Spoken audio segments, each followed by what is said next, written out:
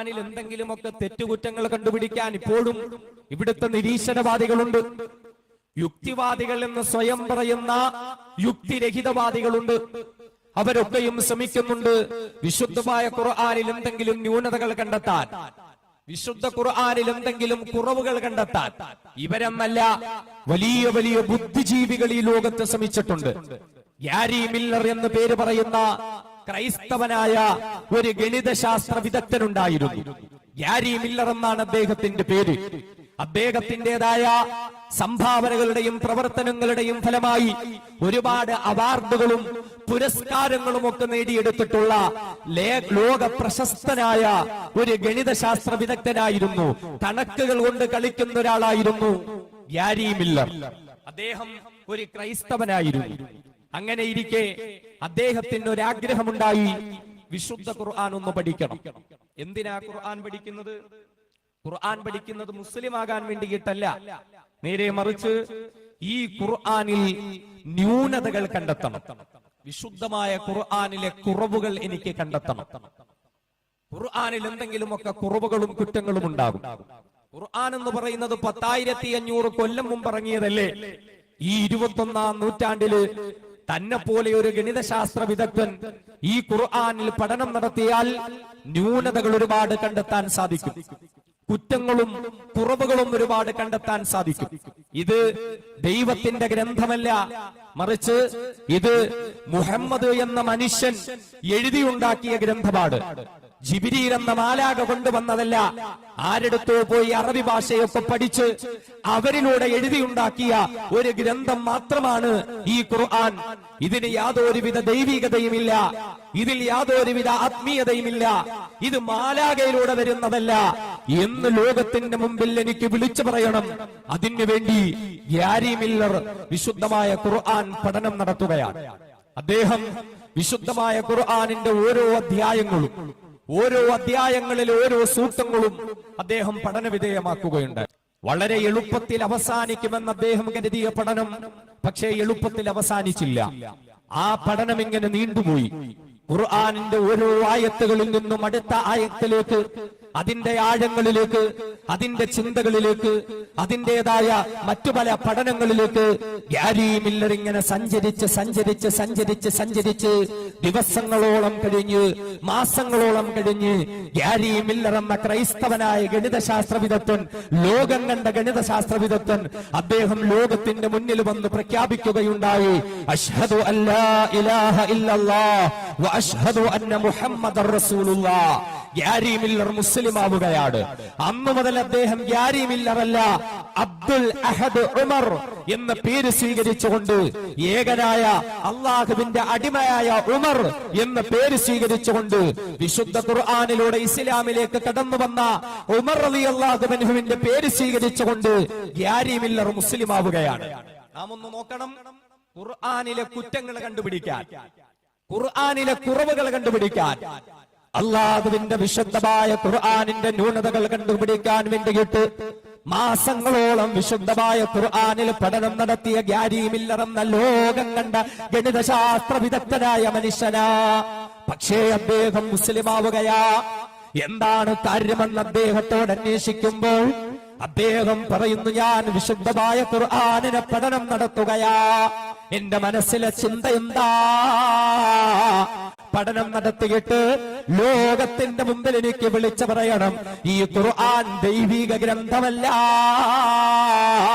ഈ ഖുർആൻ മുഹമ്മദിന്റെ ഗ്രന്ഥമാ, മുഹമ്മദ് തന്നെ എഴുതി തീർത്ത ഗ്രന്ഥമാ, മുഹമ്മദിന്റെ വചനങ്ങൾ മാത്രമാ എന്നെനിക്ക് ലോകത്തിന്റെ മുന്നിൽ പ്രഖ്യാപിക്കുവാൻ വേണ്ടിയിട്ട വിശുദ്ധമായ ഖുർആനിന് ഞാൻ പഠനം നടത്തിയത്. അങ്ങനെ ഞാൻ ഖുർആനിൽ പഠനം നടത്തുകയുണ്ടായി. വിശുദ്ധമായ ഖുർആനില് മുഹമ്മദിന്റെ പേര് എത്ര തവണ വന്നിട്ടുണ്ടെന്ന് പഠനം നടത്തുകയുണ്ടായി. കാരണം സ്വന്തമായി മുഹമ്മദ് മുസ്തഫ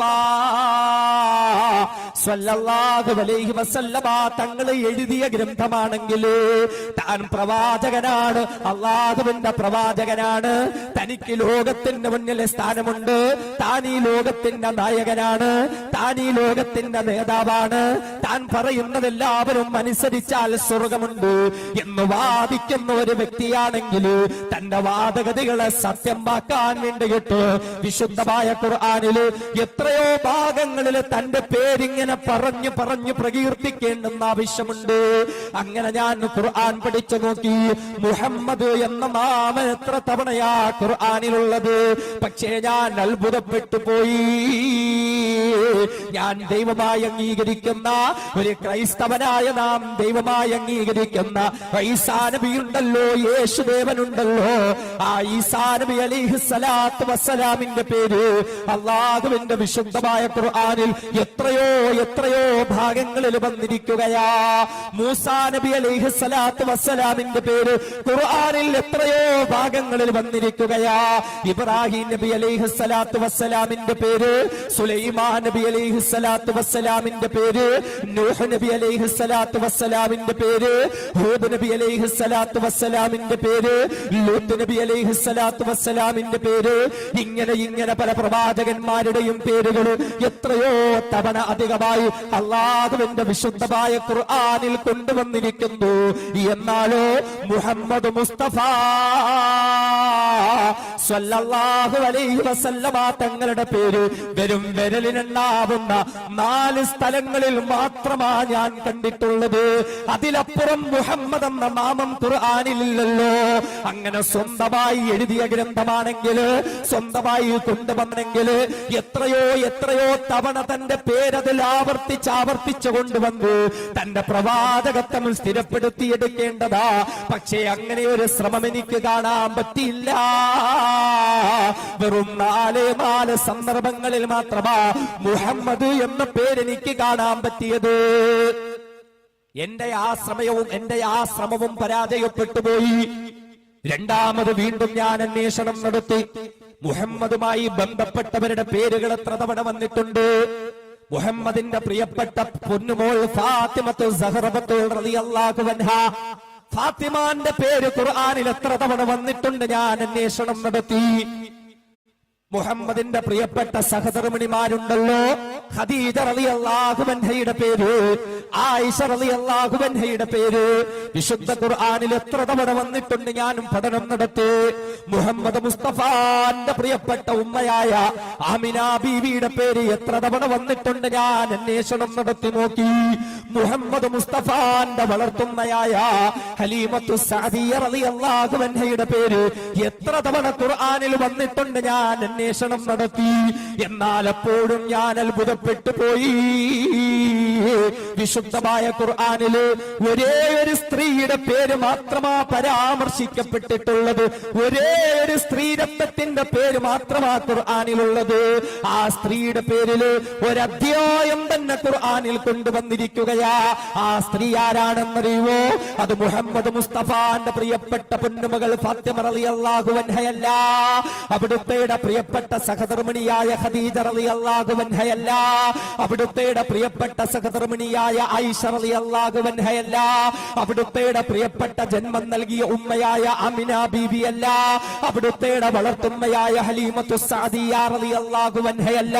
പിന്നെയോ വിശുദ്ധമായ ഖുർആനിൽ ഞാൻ കണ്ട ഒരേ ഒരു സ്ത്രീയുടെ പേര്, അതേ ഞാൻ ദൈവമായി വിശ്വസിക്കുന്നതായ യേശുദേവന് ജന്മം നൽകിയെന്ന് ഞാൻ വിശ്വസിക്കുന്നതായ മറിയമിന്റെ പേര് മാത്രമാ വിശുദ്ധമായ ഖുർആനിൽ ഒരു സ്ത്രീയുടെ പേരായി ഞാൻ കണ്ടിട്ടുള്ളൂ. ആ മറിയമിന്റെ പേരില് ഒരു അധ്യായം തന്നെ ഖുർആനിലുണ്ട്, സൂറത്തു മറിയം എന്ന പേരില്. എന്ന് മാത്രമല്ല, വറബല്ലാഹു മസലൻ ലില്ലദീന ആമനു ഇംറഅത ഫിർഔൻ ഇദ് ഖാലത് റബ്ബി ഇബ്നി ലി ഇൻദക ബൈതൻ ഫിൽ ജന്ന വനജ്നി മിൻ ഫിർഔന വഅമലിഹി വനജ്നി മിനൽ ഖൗമിൽ ളാലിബീൻ വമറിയം ഇബ്നത ഇംറാൻ അല്ലതി അഹ്സനത് ഫർജഹാ. ആ മറിയമിന്റെ പാതിവൃത്യത്തെ പുകഴ്ത്തിക്കൊണ്ട്, ആ മറിയമിന്റെ പരിശുദ്ധിയെ വാഴ്ത്തിക്കൊണ്ട്, ആ മറിയമിന്റെ ചാരിത്ര ശുദ്ധി എടുത്തു പറഞ്ഞുകൊണ്ട് അല്ലാഹുവിന്റെ ഖുർആനിൽ എത്രയോ ആയത്തുകളാ ഞാൻ കാണുന്നത്. അവിടെയും ഞാൻ പരാജയപ്പെട്ടു പോയില്ലേ? മുഹമ്മദ് മുസ്തഫാന്റെ കുടുംബത്തിലെ ഒരു സ്ത്രീയുടെ പേരും ഖുർആനിലില്ല. എന്നാലോ യേശുദേവന്റെ മാതാവായ മറിയമിന്റെ പേര് ഖുർആനിലുണ്ട്. ആ ശ്രമവും പരാജയപ്പെട്ടു പോയി. വീണ്ടും വീണ്ടും ഞാൻ ഖുർആൻ പഠിച്ചു നോക്കി. വിശുദ്ധമായ ഖുർആനിലെ ശാസ്ത്ര സത്യങ്ങളിൽ എന്തെങ്കിലും കുറ്റങ്ങൾ ഉണ്ടാകുമോ, ശാസ്ത്ര കണ്ടെത്തലുകളിൽ എന്തെങ്കിലും ന്യൂനതകൾ ഉണ്ടാവുമോ? അങ്ങനെ ഞാൻ പഠനം നടത്തി നോക്കി. ഖുർആൻ പറയുന്ന ഗോളശാസ്ത്രം ഞാൻ എടുത്തു നോക്കി, ഖുർആൻ പറയുന്ന ജന്തുശാസ്ത്രം ഞാൻ എടുത്തു നോക്കി, ഖുർആൻ പറയുന്ന ഭ്രൂണശാസ്ത്രം ഞാൻ എടുത്തു നോക്കി, ഖുർആൻ പറയുന്ന വിവിധ ശാസ്ത്ര സത്യങ്ങൾ ഞാൻ എടുത്തു നോക്കി. എന്നാൽ എവിടെയും ഞാൻ പരാജയപ്പെട്ടു പോയി. വിശുദ്ധമായ ഖുർആനിന്റെ ന്യൂനതകളിലേക്ക് കടന്നു പോകാൻ ശ്രമിച്ച എനിക്ക് പിന്നെ ഹൃദയത്തിന്റെ ഉള്ളിൽ വല്ലാത്ത ഒരാഗ്രഹം വരികയാ, ഈ ഖുർആൻ ഇനിയും പഠിക്കണമല്ലോ. അങ്ങനെ ഖുർആനിന്റെ ആഴങ്ങളിലേക്ക് പോകുമ്പോഴാ ഖുർആൻ ലോകത്തിന്റെ മുന്നിൽ വെല്ലുവിളി നടത്തുന്നത്. അഫലാ യതദബ്ബറൂനൽ ഖുർആൻ വലൗ കാന മിൻ ഇൻദി ഗൈരില്ലാഹി ലവജദൂ ഫീഹി ഇഖ്തിലാഫൻ കസീറാ. വിശുദ്ധമായ ഖുർആനിനെ നിഷേധിക്കുന്നവരോട്, വിശുദ്ധമായ ഖുർആനിനെ വിമർശിക്കുന്നവരോട്, വിശുദ്ധമായ ഖുർആനിനെ കളവാക്കുന്നവരോട് അല്ലാഹു തന്നെ വെല്ലുവിളി നടത്തുകയാണ്. അഫലാ യതദബ്ബറൂനൽ ഖുർആൻ. ആ മനുഷ്യരീ ഖുർആനിനെ പറ്റിയൊന്ന് ചിന്തിച്ചു നോക്കുന്നില്ലേ? ഈ ഖുർആനിന്റെ ആഴങ്ങളിലേക്ക് ഇറങ്ങിച്ചെന്ന് അവഗാഹം നടത്തുന്നില്ലേ? എന്തുകൊണ്ടെന്നാൽ വലൗ കാന മിൻ ഇൻദി ഗൈരില്ലാഹ്, അവർ വിമർശിക്കുന്ന ഈ വിശുദ്ധ ഖുർആൻ രാരാതിരാതനായ അല്ലാഹുവിൽ നിന്നുള്ള ഗ്രന്ഥമല്ല എങ്കിൽ ലവജദൂ ഫീഹി ഇഖ്തിലാഫൻ കസീറാ, ഒരുപാട് അഭിപ്രായ വ്യത്യാസങ്ങള്, ഒരുപാട് കുറ്റങ്ങള്, കുറവുകള്, ഒരുപാട് ന്യൂനതകള് അവർക്ക് കണ്ടെത്താൻ കഴിയുമായിരുന്നു. എന്നിട്ടും എന്തേ അവർ ഖുർആൻ പഠിക്കുന്നില്ല? എന്തുകൊണ്ട് അവർ ഖുർആൻ ചിന്തിക്കുന്നില്ല? ഗാരി മില്ലർ എന്ന ക്രൈസ്തവനായ ഗണിതശാസ്ത്ര വിദഗ്ധൻ പറയുകയാ, എന്റെ ഹൃദയത്തിൽ ഞെട്ടലുണ്ടായി, എന്റെ ഹൃദയത്തിൽ തട്ടിയുണർത്തിയ ആയത്താ. അങ്ങനെ ഞാൻ ഖുർആൻ പഠിക്കുമ്പോ ഒരു ഗണിതശാസ്ത്ര വിദഗ്ധനായ എനിക്ക് കണക്കുകളോട് വല്ലാത്ത താല്പര്യമാണെങ്കിലോ ഇന്നുവരെയും ഞാൻ കണ്ടിട്ടില്ലാത്ത നിലയിൽ അല്ലാഹുവിന്റെ വിശുദ്ധമായ ഖുർആനിലെ സൂക്തങ്ങള്, വിശുദ്ധ ഖുർആനിലെ അധ്യായങ്ങള്, വിശുദ്ധ ഖുർആനിലെ വാചകങ്ങളും അക്ഷരങ്ങളും അതേ കണക്കുകൾ കൊണ്ട് വല്ലാതെ ലോക്ക് ചെയ്യപ്പെട്ടിരിക്കുകയാ. ഇത്രയുമൊക്കെ അത്ഭുതങ്ങൾ കണ്ടിട്ട് ഈ ഖുർആനിനെ എനിക്ക് അംഗീകരിക്കാതിരിക്കാൻ പറ്റുമോ? വിശുദ്ധ ഖുർആനിലെ കുറ്റങ്ങൾ കണ്ടുപിടിക്കാൻ വേണ്ടി പഠനം നടത്തിയ ആൾ ഗ്യാരി മില്ലർ. എന്നാൽ അദ്ദേഹം പറയുന്നു, എന്റെ കണ്ടെത്തലുകളെല്ലാം അത്ഭുതപ്പെട്ടുപോയി. കാരണം ഖുർആനിലെ കുറ്റങ്ങൾ കണ്ടെത്താൻ വേണ്ടി ഞാൻ നടത്തിയ ശ്രമങ്ങളൊക്കെയും പരാജയപ്പെട്ടുപോയി. ഇത് മുഹമ്മദ് മുസ്തഫ സ്വല്ലല്ലാഹു അലൈഹി വസല്ലമ തങ്ങൾ അവിടുന്ന് സ്വന്തമായി എഴുതിയിട്ട് ദൈവിക ഗ്രന്ഥമാണ് എന്ന് പറയലായിരുന്നു, അങ്ങനെ സ്ഥാപിച്ചെടുക്കലായിരുന്നു എന്റെ ലക്ഷ്യം. പക്ഷേ ഞാൻ അവിടെ പരാജയപ്പെട്ടു പോയി. വിശുദ്ധ ഖുർആൻ ഞാൻ ഉൾപ്പെടെയുള്ളവരോട് ചോദിക്കുന്ന ചോദ്യം എന്നെ തൊട്ടുണർത്തി. അഫലാ യതദബ്ബറൂനൽ ഖുർആൻ വലൗ കാന മിൻ ഇൻദി ഗൈരില്ലാഹി ലവജദൂ ഫീഹി ഇഖ്തിലാഫൻ കസീറാ. അവർ ഖുർആൻ പഠിക്കാത്തതെന്താ? അങ്ങനെ പഠിച്ചാൽ അള്ളാഹുവിൽ നിന്നുള്ളതല്ല ഈ ഗ്രന്ഥമെങ്കിൽ ഒരുപാട് അഭിപ്രായ വ്യത്യാസങ്ങളും ന്യൂനതകളും കണ്ടെത്താൻ പറ്റും. പക്ഷെ എനിക്കതിന് സാധിക്കുന്നില്ല. ഞാൻ പരാജയപ്പെട്ടു. ഖുർആൻ